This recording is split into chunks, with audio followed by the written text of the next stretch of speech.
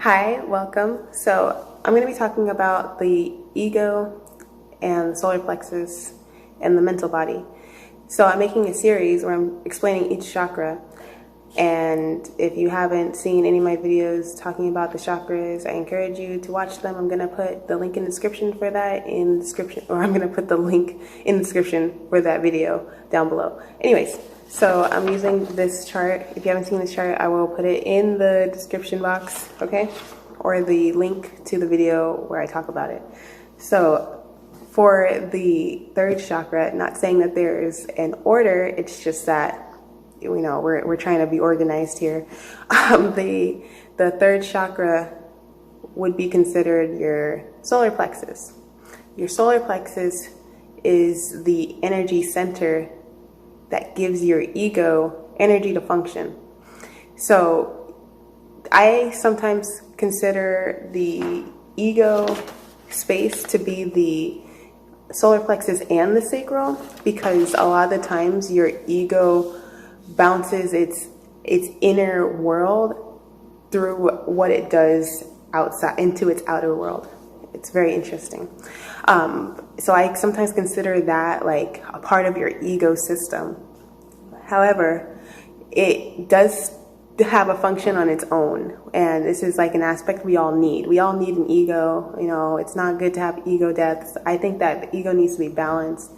So when it comes to the solar plexus, the energy signature behind this is your willpower, your drive, what gets you going, like what puts you in that survival-based, need to obtain and to have and to create a comfortable space for it to survive, right? And the ego is what allows you to do those things. So without my ego, I probably wouldn't be making videos. Without my ego, I wouldn't care to express my individuality, okay? And I wouldn't be putting my individuality into action to see some sort of benefit. So that's what the ego is for. It is possible to have an overdeveloped ego space, but I think that strongly correlates with having an overdeveloped sacral space as well. It does correlate with having too many insecurities, where you can have an inflated ego where it's off balance and then you start doing ridiculous stuff. So when it comes to your ego space, this, believe it or not, is a mental space. This is why. The solar plexus supports the mental body, one of your first mental bodies. It's like, yeah, it's your first mental body. And the ego is mental, okay? If you watched my last video, I said the sacral is emotional, and I said that the ego bounces a lot of its insecurities and all of that inner world off of that first sacral emotional aspect of you.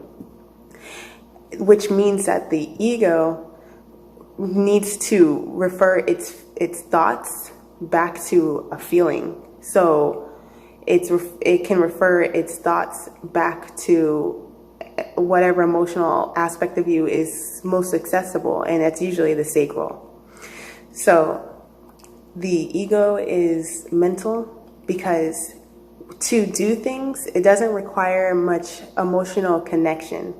You can do things without being emotionally connected to something. The ego is aware of that.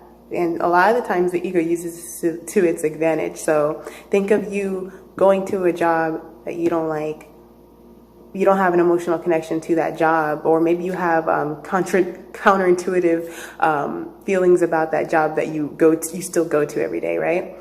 You can thank your ego for that. Your ego knows that it must do this to survive. It must do this to get from point A to point B in the best way it knows how. Like the best way it knows how, not the best way possible.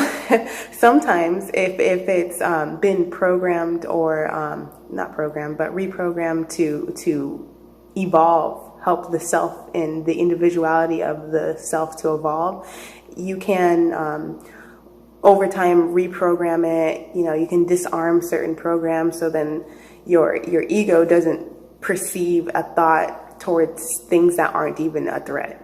Okay, your ego is like ready to guard you. We usually shape our egos based on how we feel in our sacral. So the ego is a mental aspect because it's going to somehow use some form of logic to protect itself. You know, it's going to use what makes sense, common sense even. You know, it just wants to do things that make sense because it needs to have that form of acceptance in its environment so it can feel comfortable, or it can provide itself clarity. It's not really for everyone else. You know, it's not for the collective. It's just for self. So yes, you can spend a lot of time in your ego. You can have an overdeveloped ego because when you do things that don't require a lot of emotional connectivity, or you're doing things based on just yourself and your sacral, then you can overdevelop that aspect because you're spending so much time in that space that you're learning how to manage that space only. And I'll get to the other part as to like the heart, as to how you can balance between those two emotional aspects, because the heart is considered an emotional aspect, and then you have your sacral, which is also an emotional aspect. And usually the ego goes for, it bounces its reflection or its experience off of the sacral, because it's like, how do I feel? How do I feel? How do I feel? And then sometimes the ego may barely bounce its emotional experience off of the heart because it's harder to access, and it requires some form of honest vulnerability. And the ego sometimes doesn't know how to piece that stuff together because the ego is a mental aspect, and anything that kind of goes too off the deep end to the ego, it just doesn't make sense. It's not practical. It's not logical. It's threatening almost, you know, it's threatening to its reality. The ego works with what is here and now, and if you can't prove it, don't bring it up.